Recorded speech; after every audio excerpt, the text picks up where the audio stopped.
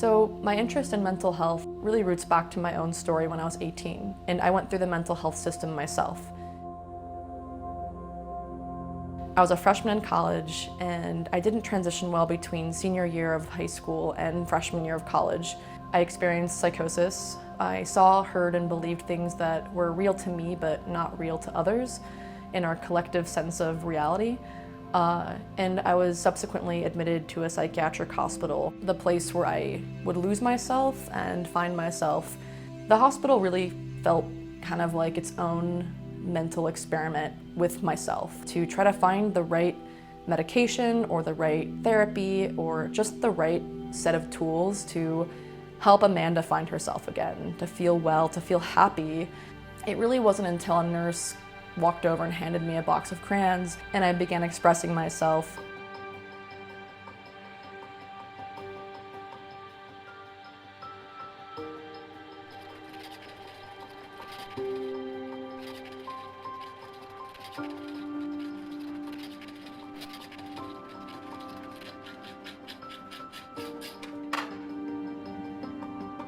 So crayons became this interesting tool through which I could communicate interpersonally, but then also with my care team at the hospital, deconstruct what I was feeling and begin to reconcile between pain and trauma and confusion with something that felt tangible and real. I like to think that the hospital experience was like the internship of my life.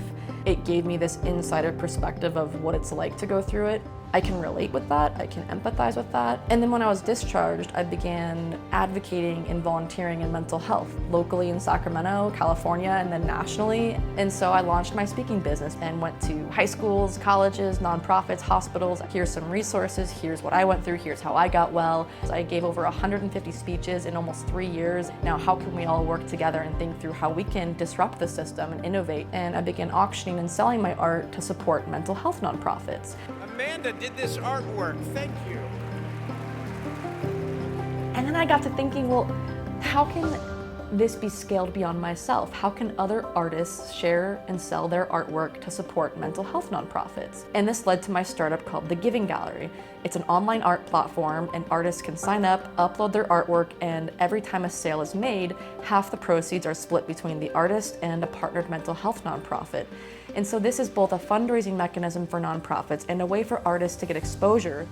With the other artists and with the nonprofits, it feels even bigger. Doing something that you love to do and then also going to something that you believe in. Great platform for artists to get their name out there, bring awareness to mental health. And then I began wondering, well, how can I begin to help others find their voice, find the medium or the art or the outlet through which they can find themselves again too. And that's when I made my first film. I was a junior at UC Davis, and I had gotten into this study abroad program at Trinity University in Dublin, Ireland. Picked up a camera, didn't know how to use it, and I unboxed my camera on the flight literally, and I opened up the manual and I was just like, whoa, like there's a lot of functions, I have no idea how to use this. And just had this idea in mind about global mental health, interviewing various people on the streets and different agency leaders and just asking about, hey, like, what do you think about mental health? Like, what do you think of when I ask you what that is? I actually haven't been diagnosed with depression, but I've been going through depression, like self-harm and stuff like that, and feeling like you're on your own. When I'm feeling angry or something, I just sing, and then like I have a lot of good people as well around me, so